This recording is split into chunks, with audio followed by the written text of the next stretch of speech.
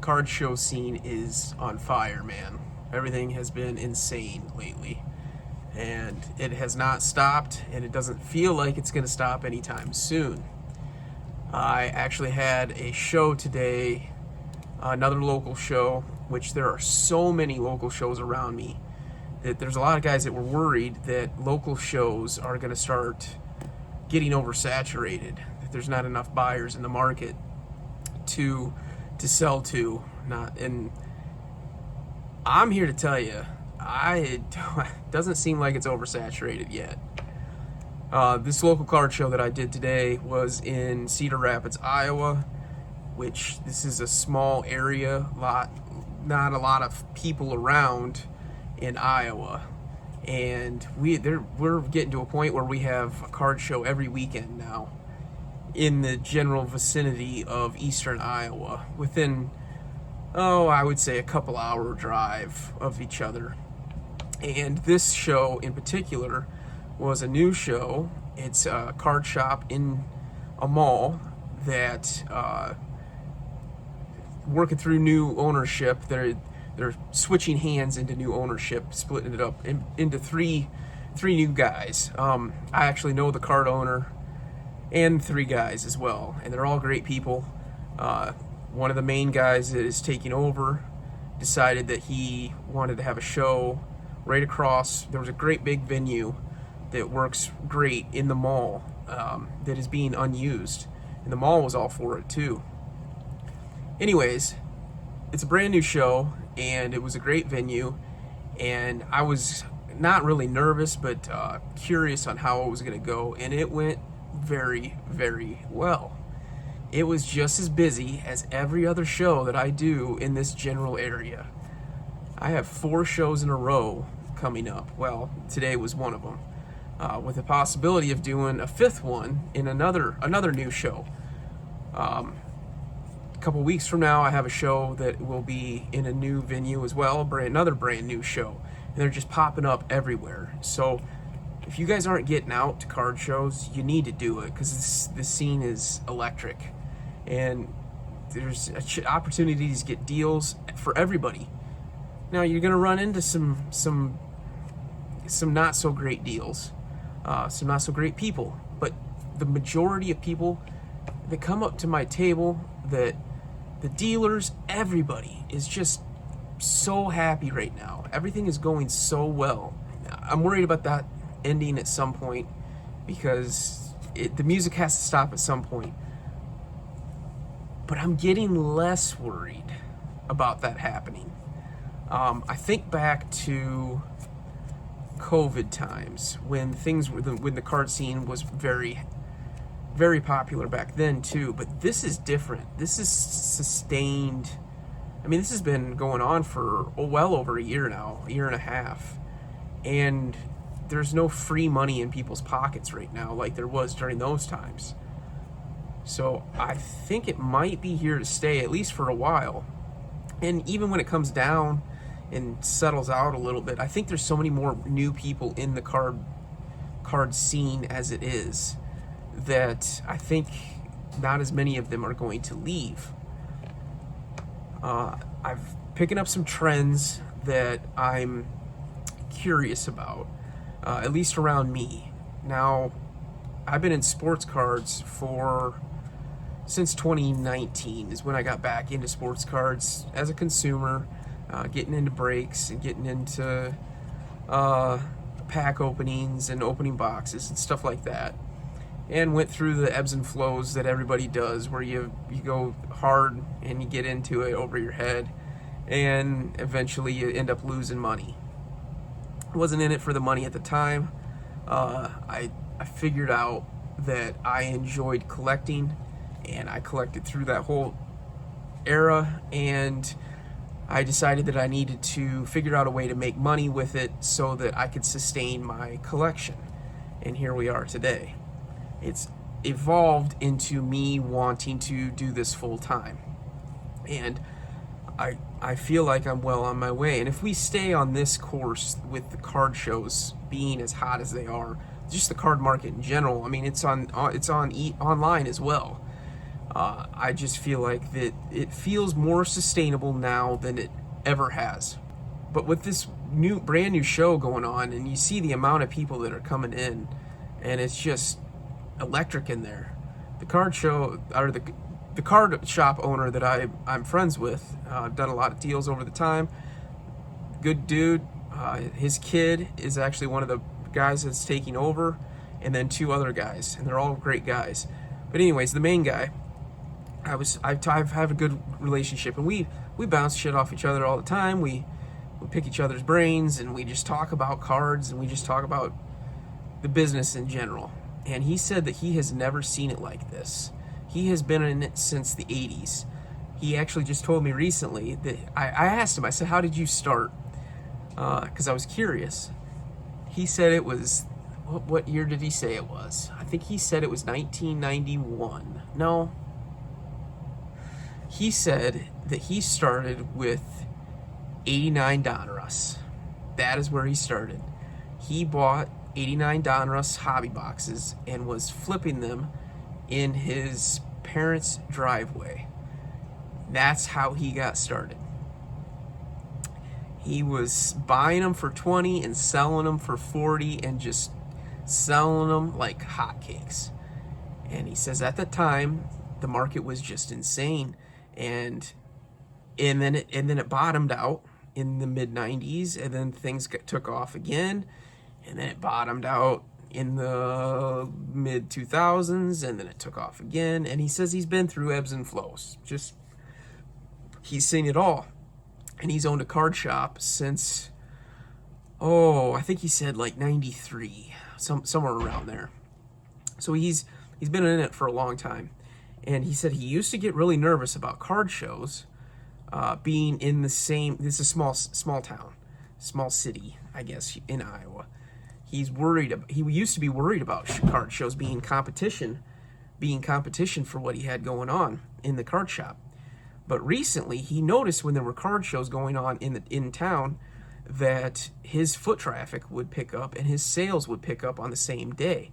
So people were leaving the card show and going to his show, or going to his card shop in the same day, and sales were great. So he started putting two and two things together and decided that he had to have a card show.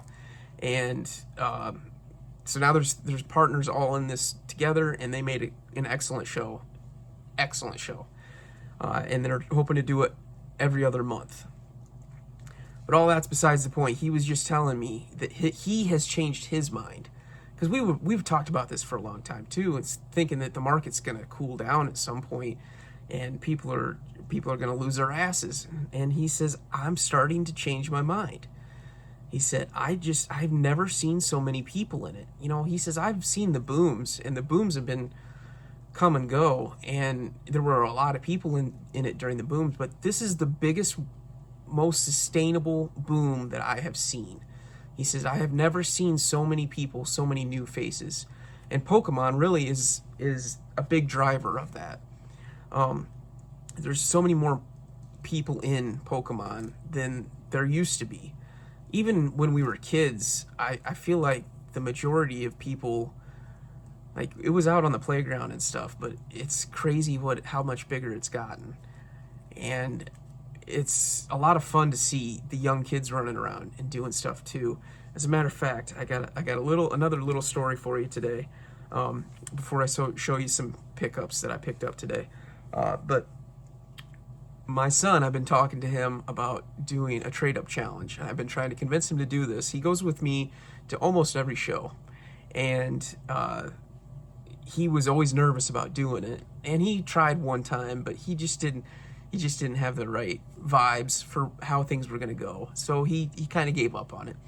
Well, today, I finally convinced him again to do a trade-up challenge. Actually, he convinced me. He brought it up to me. He said, I want to do this trade-up challenge. So I said, okay. So he picked out a card out of my lower-end case, I guess. And he picked out an Alakazam, which is my guy. That's who I collect. But he picked out an Alakazam, and it was a $12 card. And I said, all right, let's see what you can do with it. So he goes out, and he comes back, and he says, Dad, I got this. How much is it? So we looked it up, and it was $20. It's like, wow, that's awesome, man. You did really good. And then he came back, so he's like, all right. So yeah, I got him excited. So he goes back out, and he finds another one, and then he finds another one, and he finds another one, and he's bringing them back to me, and eventually he gets stuck. He got stuck on this card right here. This is a slab, and I saw this, and I'm like, wow, a slab, hey, that's pretty good. So we looked it up, and it was about $20. This is about a $20 slab. This is early on in his trade-up challenge, and he got stuck with it. So he says, well, what if I trade you my $20 card for your $20 card? So I'm playing along with him. I was like, okay, so what are you thinking? He says, well, there, that Charizard, that $20 Charizard in there. I was like, all right, I can do that. So anyways, and he worked it out, a deal where we traded it, and this is all for fun anyways. So I didn't know what to expect. He came back about halfway through the day, and he says, all right, look what I've got. And he had about $40 worth of value. And he had a really cool Charizard, and he had a really cool Salamence. And both of those are ones that he collects. He collects Charizard, he collects Salamence, he collects Gengar, and Dragapult. And anyways, I was trying to convince him. I said, you just hang on to these. These are really cool cards, and they fit really good in your collection. You went from a $12 card all the way to $40. That's amazing. And all this time, he's building confidence. He's going up to people and having conversations with people, and he's trying to work out deals. And it's just so good for young collectors to do this. And that was my whole goal the whole time, is to connect with my son and take him to shows. And he can see what I'm doing, and he can figure it out with me. Like, we're doing this together. And now he's going out and he's running around and he's doing his own deals, and it's it's great. It makes me so proud. I'm so proud of my kid. He's the best kid in the world. Him and my daughter. My daughter is the best as well. She's just a sweetheart. But anyways, so he convinces me. He says, I'm not done, Dad. I don't want to quit. I'm having too much fun. So he said, okay. I was like, all right, but don't be upset. Actually, I took a picture of the cards that he had, and I was like, you should hang on to these, but he didn't want to. So I said, I'm going to take a picture just to make sure. That way, if you end up going back down, you can learn a lesson, and you should have stayed where you were. Well, he didn't go back down. He, as a matter of fact, worked his way all the way up to this. Now this, I'm shocked at how much this is worth, but this is about a $75 to $80 card. He worked his way all the way up from a $12 card all the way up to a $75 card, which is awesome. So now we have a new goal. I told him I thought it'd be a great idea if he hangs on to this card, and then the next card show that we go to, continue the trade-up challenge, and continue it all the way through the whole year. See how high you can get with the trade-up challenge. Can you go from a $12 card to a $1,000 card? Can you get all the way up to a $1,500 card? He wants to get a new Switch. He wants to get a Switch 2.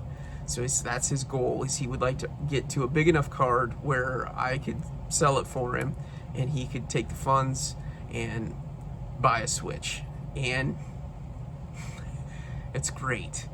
And maybe he'll end up in a big card that he could keep for his collection. And I was telling him, you could keep that card forever, and yet you'll remember this was the year that you did the trade-up challenge.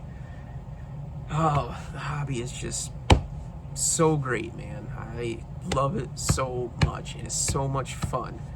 And when I see people on the internet, there's so many people on the internet that are fed up and disgusted with what's going on in the Pokemon card market, and I just completely disagree. I see so many people coming up and having a blast in these card shows, and just seeing my kid build confidence by talking to people and verbalizing, and I just think it's a good thing. I just do. Anyways, yeah, so that's what I wanted to talk about mainly today. I will show off a few things, a few of my pickups. I won't go through everything, but I had some really fun stuff today that I will show off. I'll save my biggest one for later. I'll show a little bit. I got a bunch of singles. This was this is $100 trade value. This is just the idea of, of what I'm picking up. But this is one of the things that I'm noticing. It seems like every show I am making a mistake, and that's okay. At least one mistake every show is what it's been coming down to. This was a newer kid in the hobby. I was checking his stuff out. I picked out stuff that I didn't think, or I picked out his stuff that was damaged, and I let him know that I wasn't interested in this damaged stuff, but I made him a fair offer, and he was really excited. And he's like, no, I think I want to go shop this stuff around. So I said, all right, you just go shop around. Well, he came back and he says, I want to trade, man. You made me an offer. I want to trade. So I made him a $100 offer on this stack. Well, turns out this one is damaged. I got home and there's so much going on at a card show. I got home and I checked it out and it's got a crease in it. So I do make mistakes every single time. I'm still making mistakes. Some of the mistakes are getting smaller. Some of them are bigger.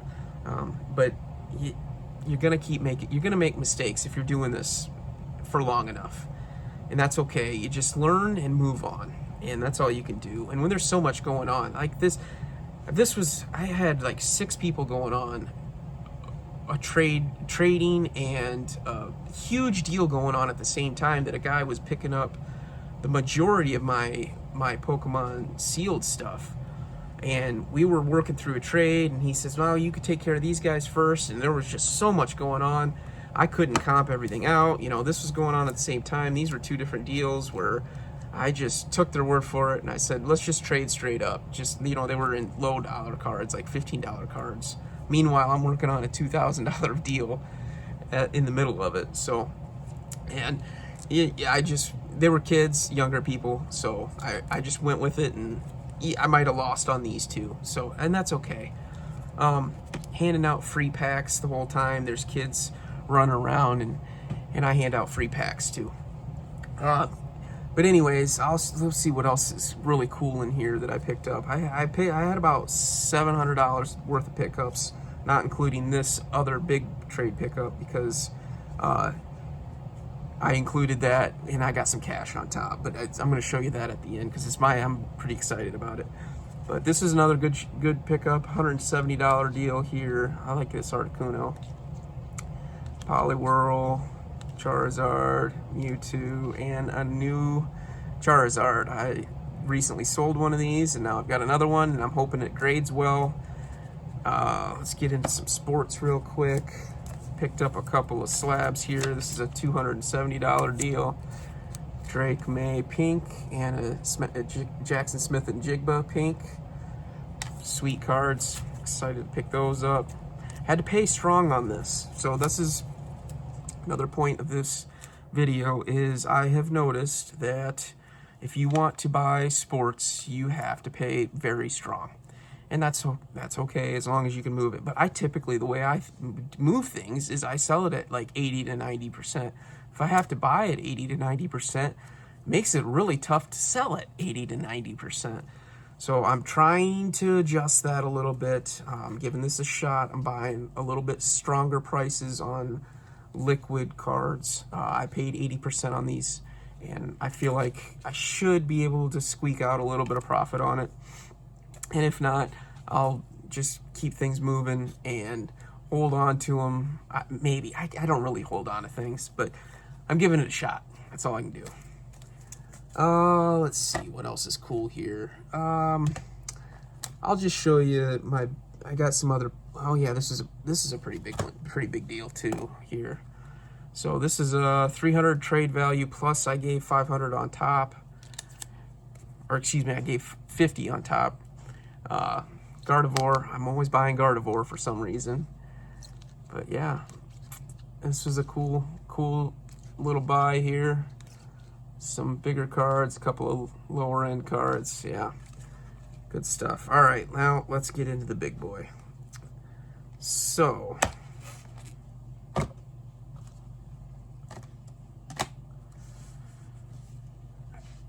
my last show, I did a $2,000 purchase on sealed wax, sealed Pokemon cards.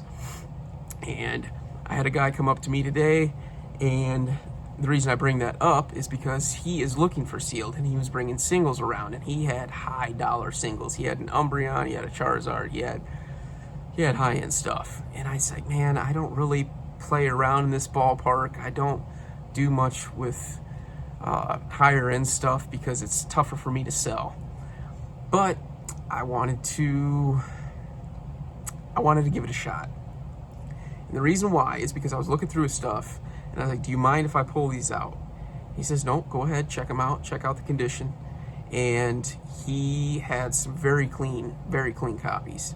And I was excited when I pulled these out because they are clean.